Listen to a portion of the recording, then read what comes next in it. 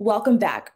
Street vendors. They are staple to the life of many shopping districts in the Bronx, selling food, clothes, jewelry, and more. According to the Street Vendor Project, these small business owners have become victims of New York's aggressive policies. Quiero que me pague mi fruta. No quiero un sorry. Quiero que nos dé licencia a todos mis compañeros vendedores y que cambien las leyes. Mis hijos no van a comer con un sorry. Mis hijos comen de mi propio trabajo que yo tengo, de vender mi fruta, luchar todos los días para que llevarle un plato de comida. No fue injusto lo que ustedes me hicieron. Usted como autoridad no debe de poner usted el ejemplo. Here to further discuss the treatment of street vendors in New York City and what they're doing to help is Carina Kaufman-Gutierrez of the Street Vendor Project. Carina, thank you for joining us. Hi, thanks so much for having me. So let's quickly talk about that video. Diana was a woman who experienced these aggressive policies and says she can't feed her kids with a sorry. I found that to be a very powerful statement. Can you explain how you felt seeing that and, what it speaks to as the work of a street vendor? Yeah, there's about 20,000 street vendors in New York City, folks who sell both food and merchandise, and they're so critical to the economy as well as the culture of New York City. And, I think for so long, however, there have been systemic discrimination baked into our street vending policies where folks like Diana, who are exactly who the city should be supporting to grow her business, right? She's an immigrant woman of color who has been, working for over 5 years, selling fresh fruits and produce in her neighborhood. She's a small business owner, right? She's exactly who is needing the support of the city to grow her business. So but unfortunately, there's been so many years of discrimination against street vendors that what happened to her was actually sanctioned by the city, right? I think it's very important to see those are city policies in action that led to her fruits and vegetables being discarded.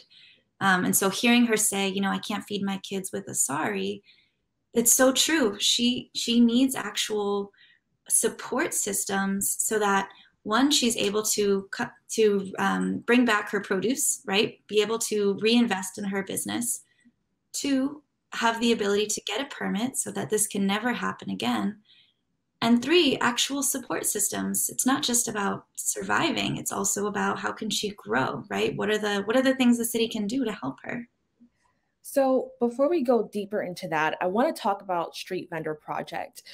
You aim to support small business owners. Can you tell us about your organization and how it actually began? Sure. So we are a membership-driven organization of over 2,000 street vendors, folks from all across the 5 boroughs.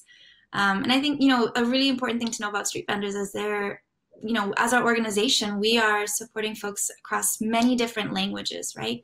There's 90% of street vendors are immigrants from other parts of the world who have chosen to come to New York City and to make a living and provide for their families as street vendors and starting their own business.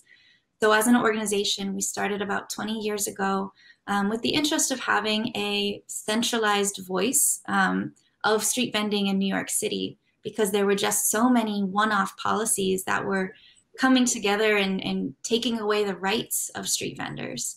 And so having a unified voice, growing the power of the street vending community, and ensuring that the impact of the vending community and industry on New York City was truly understood. So were street vendors a vulnerable population during the pandemic or possibly even before the pandemic? Yeah, it's a great question. I would say, unfortunately, the communities in New York City who were the most impacted and devastated by the pandemic were those who were marginalized before, right? Who were set up for failure. Again, back to these long-standing policies of discrimination against street vendors that have forced them to be and a quote unquote excluded economy, right? Not having the appropriate business licensing or even the access to acquire it, set it up so that street vendors could not access grants or loans for small businesses. And it also set it up so that they, whether it was due to immigration status or due to being cash economy workers, were ineligible for unemployment. And on your website, you state in recent years, vendors have become victims of New York's aggressive quality of life crackdown. Can you just elaborate on that? What does that actually mean? Yeah, so street vendors, to me, to many New Yorkers, are our city's smallest businesses. They are the folks who are out on street corners keeping us safe. I know I feel safer when I walk home at night and I see a street vendor who I know and I have like a good rapport with, or whenever I'm going to work early in the morning and I need to grab like a hot cup of champurrado, somebody's there for me, right?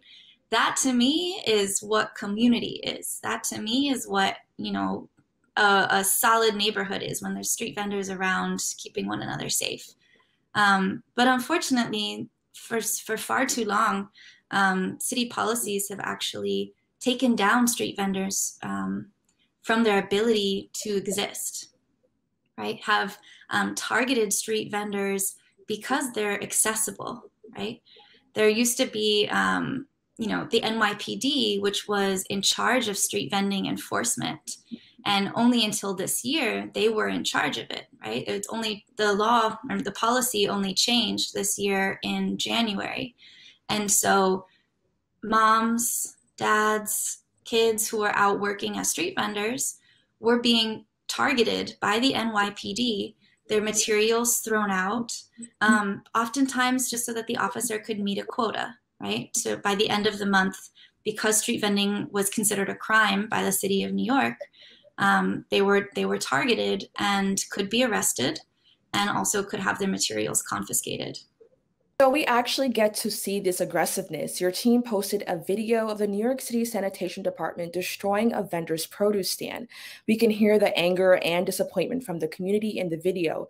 Do you know why the city was allowed or ordered to do such a thing? Yeah, and I to directly respond to that, it's what people saw on video happening here with Diana's produce stand being thrown into the garbage, right? This wasn't the first time this has happened to a street vendor, and this may not be the last time it will happen to a street vendor unless legislation is passed to change this, because Diana did not have a permit to vend fruits and vegetables. This is not for lack of trying, right? There has been a cap on the number of mobile food vendor permits in place for almost 40 years. And so Diana has actually tried multiple times to go to the city to try and acquire a permit. She wants to pay her taxes. She wants to pay her business. But she's been unable to get one because of this cap on the number of permits available. There's actually only about 5,000 total mobile food vendor permits available for the entire city of New York, right? For almost 8 million people, there's almost 20,000 street vendors, and only 5,000 are given the opportunity to formalize their business, whereas everyone else is forced into this excluded economy like Diana, where they're providing a service, right? Their community loves and appreciates them, as seen on the video. People are there saying, leave her alone. We care about her. We want her here. But unfortunately, this is what the city has set up. So I understand that vendors receive $1,000 tickets for minor violations. What do these violations actually look like? Yeah, so the main violation that would garner a $1,000 fine is for not having a permit if you're a mobile food vendor, and for not having a license if you're a general merchandise vendor. So if you don't have a permit for mobile food vending, you can receive a ticket of up to $1,000. And if you do not have a general vendor license, because there's also a cap on those, there's only 853 total general merchandise licenses available. If you don't have one of those, you'll get a $250 fine. I understand with street vendors, most are immigrants and people of color. Do you think their background is why they face these harsh consequences, especially when compared to larger businesses? Absolutely. I think, street vendors, again, are city's smallest businesses.